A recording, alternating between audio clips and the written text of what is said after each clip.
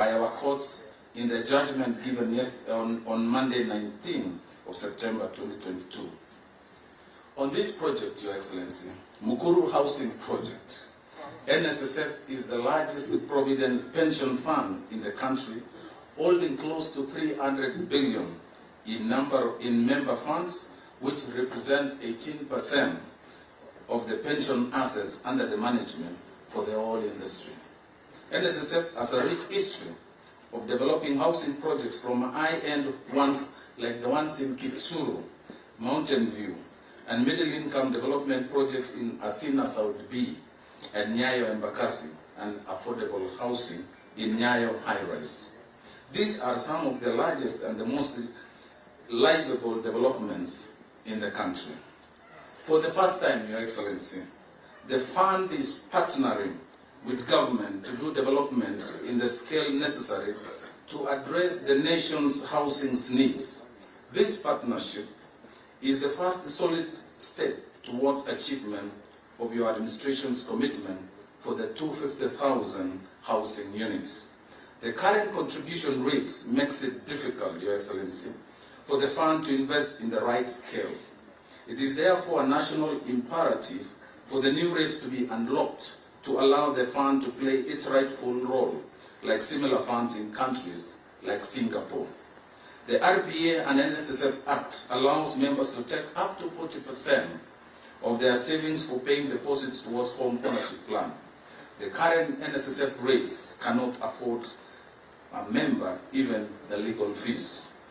So for the fund to effectively execute this project, the government through the National Treasury will need to streamline the project execution framework for expeditious and low-risk implementation. So in conclusion, Your Excellency, we are happy to participate in one of the flagship projects that you have personally initiated. And we know this will contribute towards social security in terms of housing and retirement of our working people. So with us, NSSF is happy. We have planned for this investment, and we will journey with the government in partnership as we offtake any other project that may come. With those many remarks, Your Excellency, I thank you.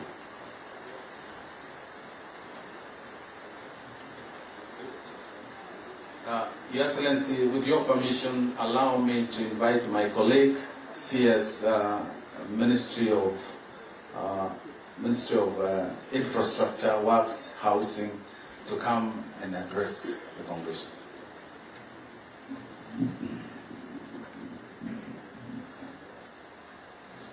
Your Excellency, President William Ruto, my fellow Cabinet Secretaries present, Excellency, Deputy Governor of Nairobi, my good friend James Jory Mushiri, members of Senate and National Assembly present, ladies and gentlemen.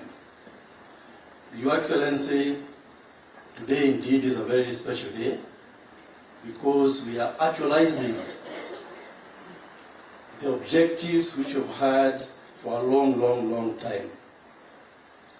And Excellency, on behalf of the housing sector, let me thank you for allowing time.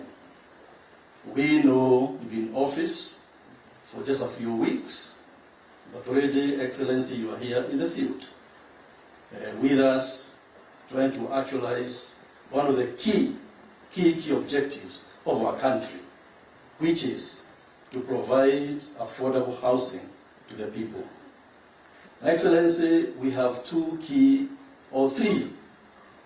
key challenges when it comes to providing affordable house care and housing. One of them, Excellency, is land. The other, Excellency, is financing for the end users. And the third one is infrastructure. And sir, let me thank you very much indeed, because less land is a key issue and key challenge. Within only a few weeks in office, you have unlocked this issue, which has been actually challenging us for the last 2 years.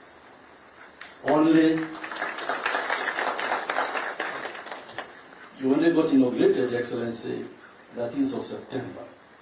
It's only about 3 weeks. And here we are on a very key issue. Today, NSSF, the investor on this site, can proceed because you have unlocked one of the key issues which have been facing us. That requires political leadership. And Excellency, if you look globally, countries which have succeeded in this particular segment of housing, they have had the benefit of having political leadership at highest level. Many of you know about Singapore and such countries, whereby despite being challenged in terms of land, Singapore has done very well because the presidency took the championship in terms of housing. Sir, the second challenge is financing. And because of your presence here this afternoon, I can see almost every bank is represented here. All the big hitters are here. Excellency, you saw when they were asked to stand up. It demonstrates that indeed financing follows power. I can see all the big banks are here. I don't want to mention them by name. They know themselves. And so, Excellency, today if you asked them to leave checks behind to say they are supporting this project, Excellency, we shall be having a surplus this afternoon.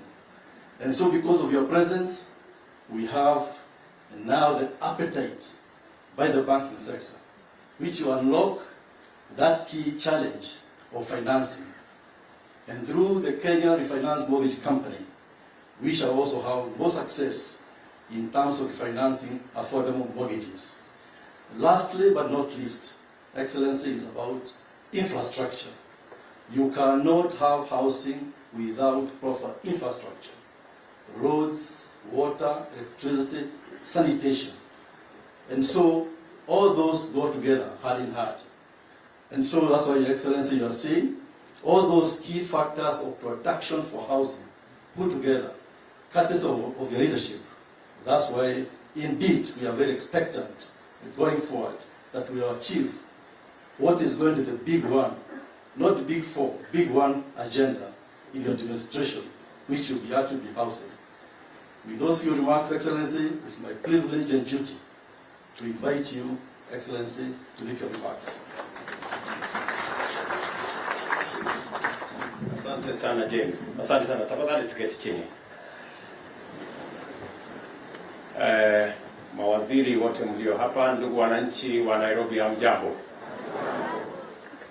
Kwanza mimi nataka nichukue nafasi hii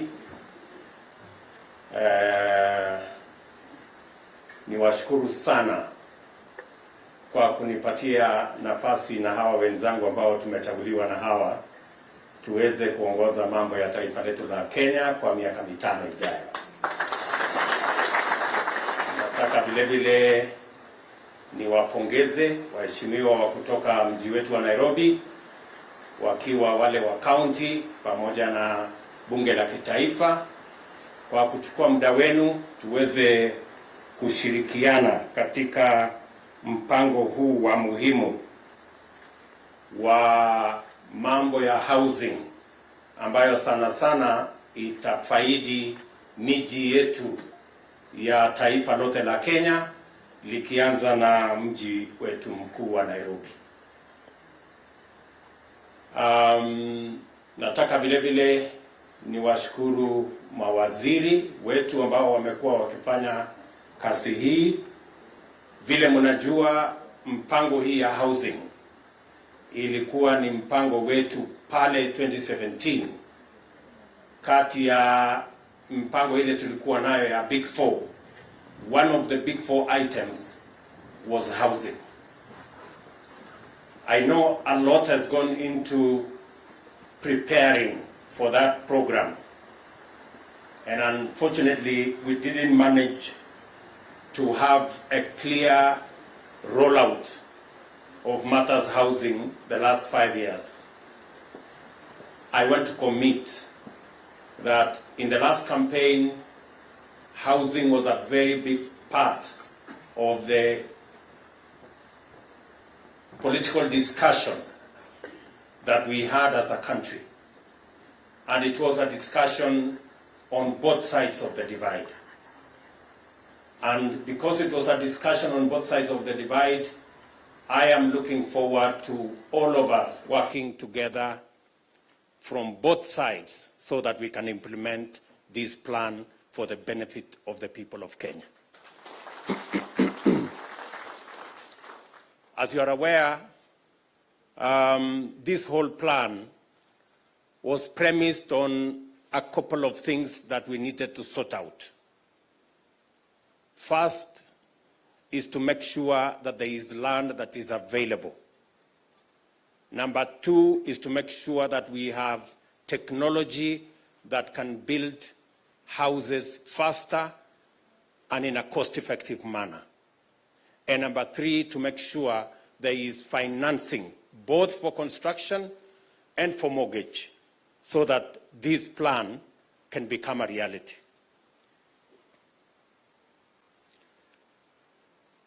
A couple of things have been done. I think we have identified a couple of pieces of land that we can implement this program. I am certain that land will not become an impediment on matters of delivery of our housing plan.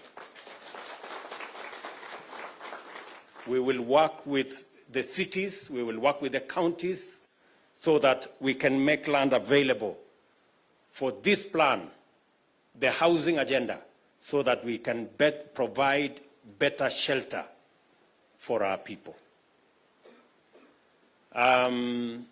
Because I made a commitment to the people of Kenya that housing is going to be a big part of our plan, not just to provide houses, but to create opportunities for employment and for enterprises to grow, provide opportunities for the millions of people who will engage in this enterprise as plumbers, as electricians, as construction workers, as technicians, and a whole lot of people who will be participating in this exercise. We intend also to grow enterprises, the people who will make for us doors, the people who will make for us windows, hinges, and all the other construction products that will be required for us to complete these houses, including windows, window sills, and everything else that will come along. We are going to be partnering with our TVETs and our Juakali sector to produce those products so that we can grow those enterprises as well as we work on this housing plan. The ministry already knows that we have to standardize. And PS Charles Hinga explained to us clearly that if we do not standardize the size, the doors, the windows, the hinges, the window sills, we will continue to be doing designer houses. And we all know that designer products are very expensive.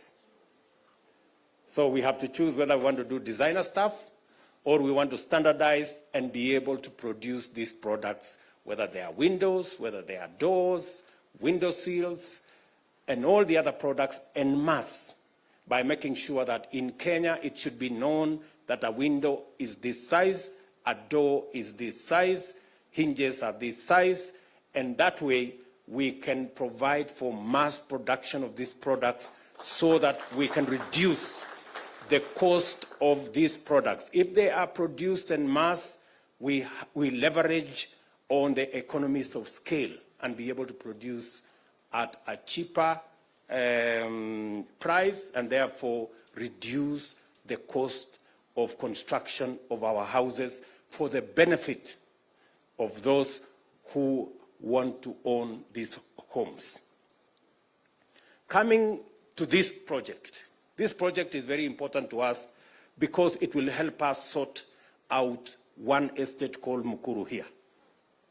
Mukuru Kwanjenga here, this Mukuru place, and I was there, I think, a week before the elections. Mukuru here has 110,000 households on about 700 acres. And the story of Mukuru is a story that needs to be written, because Mukuru is the only place you pay to go to the toilet. You pay 170% for water that others are paying in Karen and Lavington. You pay more for electricity than in any part of Nairobi. And yet, these are the people who are the bottom of the pyramid. So, this project, the first priority of this project is to get the people living in Mukuru to come and live here.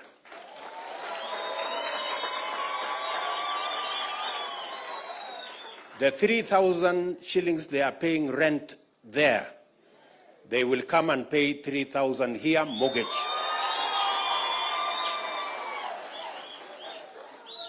Najua wakati nilikuwa pale Mukuru, niliwaambia wakati huo ya kwamba ile rent mnalipa tutaibadilisha iwe mortgage, ili ukilipa hii nyumba hapa hiyo 3,000, baada ya miaka 20 hiyo nyumba inakuwa yako.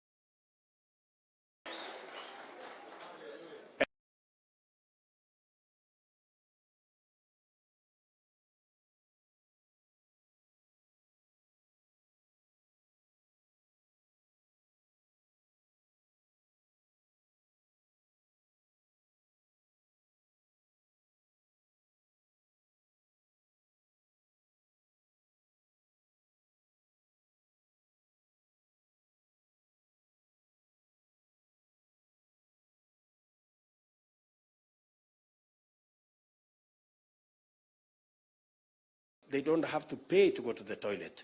They don't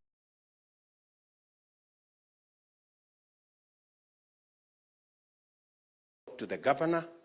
We are going to work with all the other agencies so that these 3,000 acres, we can at least do between 400 and 500,000 housing units that will support the people of Nairobi as we do it elsewhere in Kenya. So, mimi nataka tukubaliane hivi. Tuko na mambo matatu ili tuweze kuwapatia mahali pa kuishi penye dignity, mahali penye heshima hawa watu wanaoishi katika informal settlements. Tuko na mambo matatu ya muhimu. Jambo la kwanza, tunahitaji ardhi. Na hiyo ardhi tutafanya kazi kama serikali na county kuhakikisha kwamba hiyo ardhi inapatikana. Na hiyo ardhi itapatikana, na for locals housing we will make the land available for free. Number 2, tunahitaji pesa ya construction. Financing. We need financing. Pole.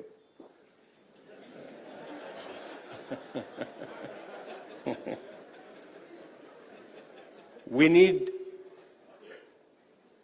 financing that can support us to get finances at affordable rates for us to be able to do these projects. The private sector already has come through. We have commitments from different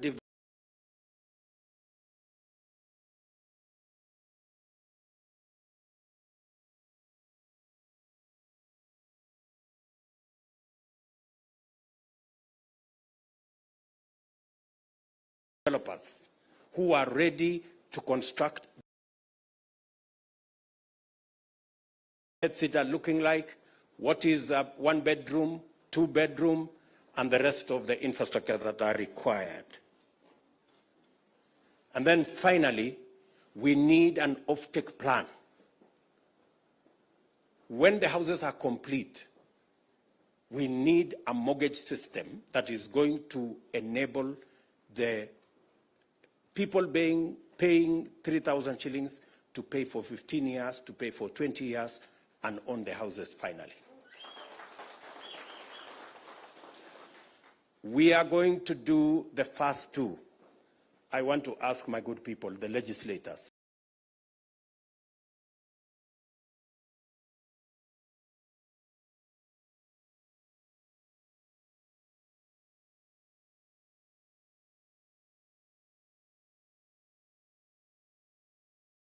nyinyi wabunge, na waomba tu kitu kimoja, munisaidie.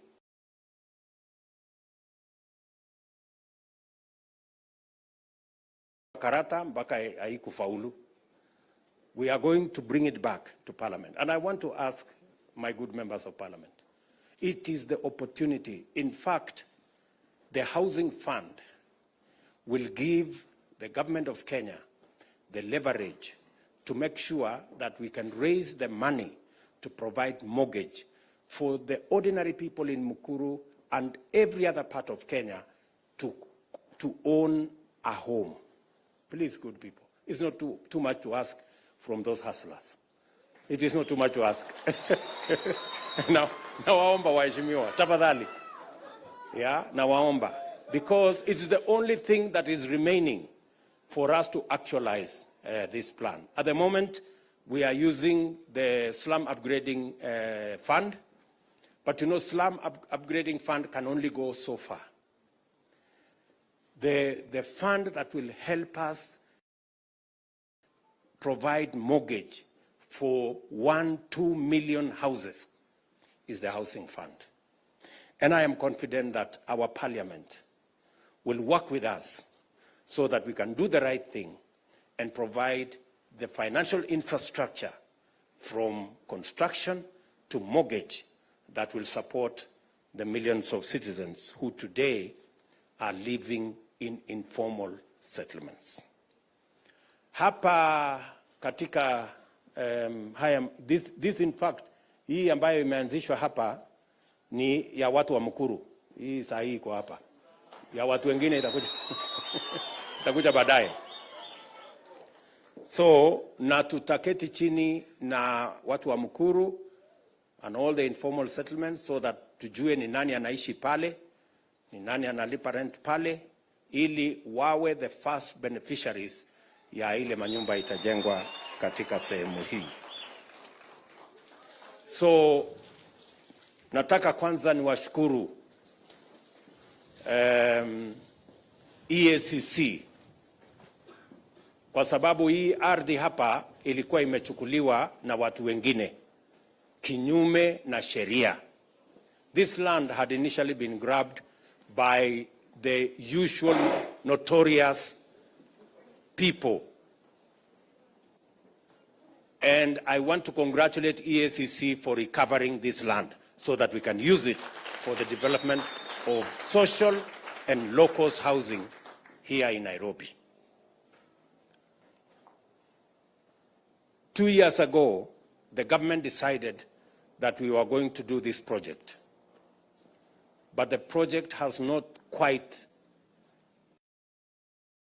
moved with the necessary speed because of challenges of titling. I want to congratulate the Ministry of Housing and the Ministry of Lands. I talked to them 48 hours ago. They have done everything possible, and now we have the titles for this land. We are going to give NSSF the title for this piece. We are going to give EACC the title for their piece that is next year. I think we had 3 titles. We are going to give the title for the social housing. We are going to give the title for the affordable housing. Is that correct, Charles? Yes. and then we are going to have the title for EACC. Let me say the following so that nobody changes it midway. The bed sitters that will be available here, complete with somewhere to sleep, a small kitchen, and a shower and toilet, will be 3,000 shillings. The one bedroom is going to be 5,000 shillings, and the 2-bedroom will be 6,500 shillings. That is under the social housing plan that will involve the people of Mukuru. For the affordable housing, a 1-bedroom is going to be 6,600, and a 2-bedroom will be 10,000 shillings, and that is mortgage, not rent. That is mortgage, so that in a couple of years down the road, 15, 20, 25 years, they will become owners of this property. And we begin to transit Kenyans from majority of them paying rent to majority of them being home owners. Let me also say that for us to be able to accelerate the development of housing in Kenya, and I am not talking about Nairobi, I am talking about all our cities, largely. For us to be able to accelerate, apart from working with the counties, and I look forward that our governors will make it possible for us to have land in our major towns so that we can roll out the social and the affordable housing plans in all our cities and make 2-3 million Kenyans homeowners in the next couple of years. What we have done to make sure that that comes through is we have established the Kenya Mortgage Refinancing Company that will support the whole mortgage enterprise and backstop some of the challenges that will come with acquisition of mortgage. We have also adjusted, the CBK has adjusted prudential banking guidelines so that with more deposits, banks can do more lending as a practice, so that we can make more resources available for people who want to borrow.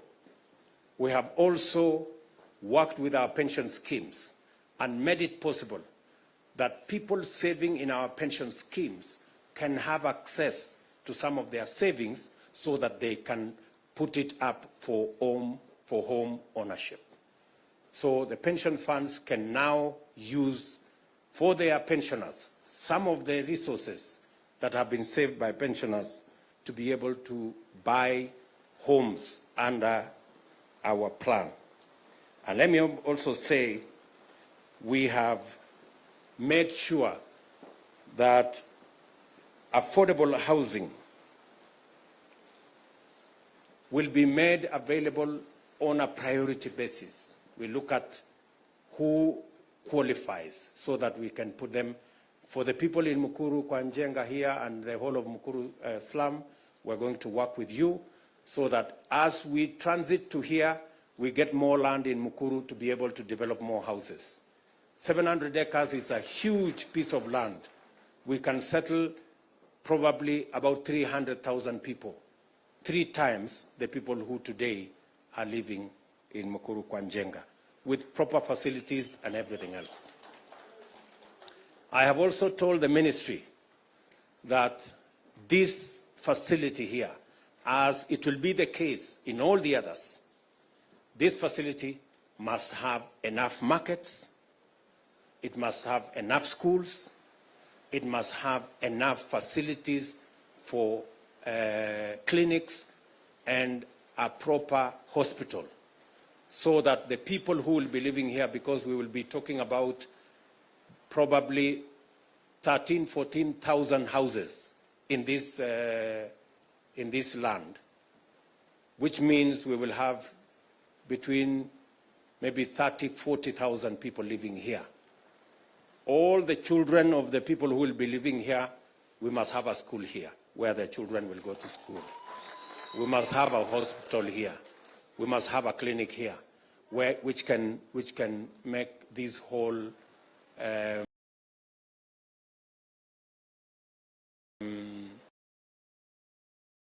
Mukuru, they hardly have a place to go to school.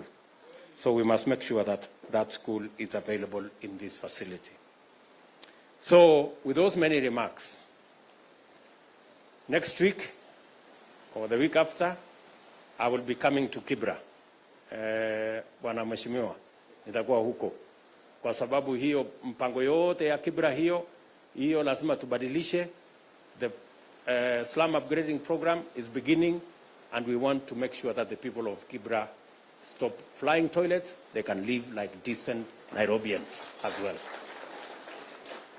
The whole of that Eastlands, we already have a plan. So nyinyi waheshimiwa, mimi niko tayari kushirikiana pamoja na nyinyi. Nimewaomba tu kitu kimoja, munipitishie housing fund, hiyo ingine nitafanya tafadhali. Na hawa watu wametupigia kura, watafurahi. Sasa wacha nichukue nafasi hii, kwa sababu nilikubaliana na Wizara ya Ardhi, na mumesikia ya kwamba saa zingine kuwa na matatizo, kwa sababu kuprocess mambo ya ardhi saa zingine inachukua muda, na nimekubaliana na watu wa Wizara ya Ardhi ya kwamba tutabadilisha mwendo, na sio Wizara ya Ardhi peke yake, na wizara zile zingine zote. We have to agree on service delivery timelines, so that we are sure when we say we are going to achieve this, we must achieve it in the time we have agreed. So, and to ease the coordination between the Ministry of Land and Housing, I have decided that the Ministry of Lands will now be together with Housing, so that it becomes much more easy to coordinate the whole housing agenda in the Republic of Kenya. So with those many remarks, let me ask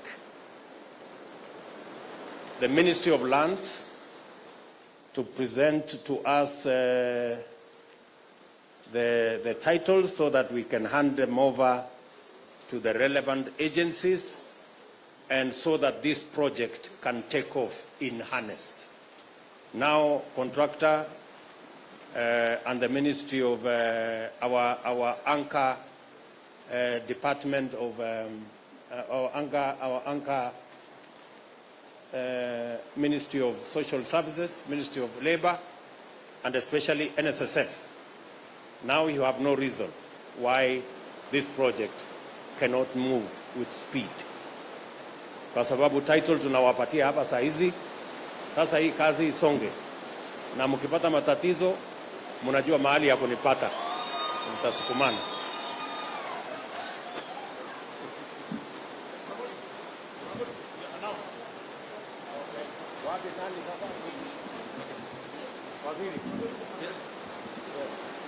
The first title is going to State Department of Housing.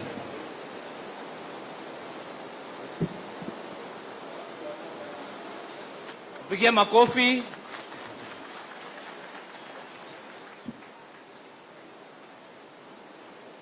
Ya pili pia inaenda State Department of Housing.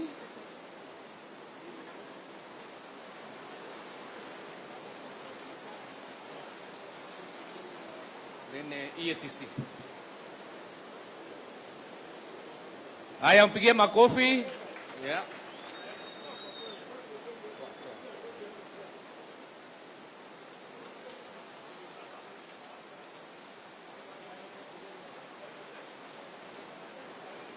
It's okay. Just stay there.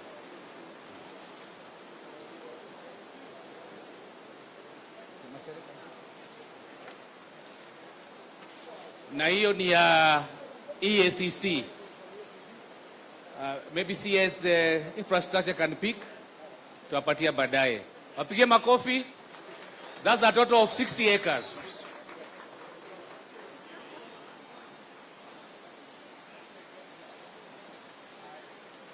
Thank you.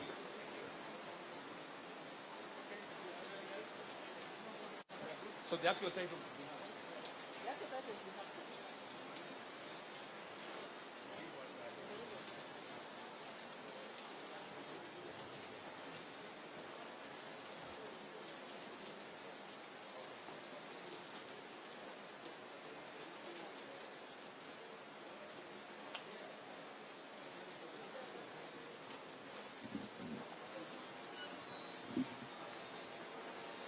Asante, tunashukuru sana Mheshimiwa Rais kwa kupata nafasi fauka ya baraka ya mvua, lakini kwa sasa ninaomba kwa heshima tafadhali sote tuweze kusimama kwa minajili ya wimbo wa taifa. Tusimame na tutulie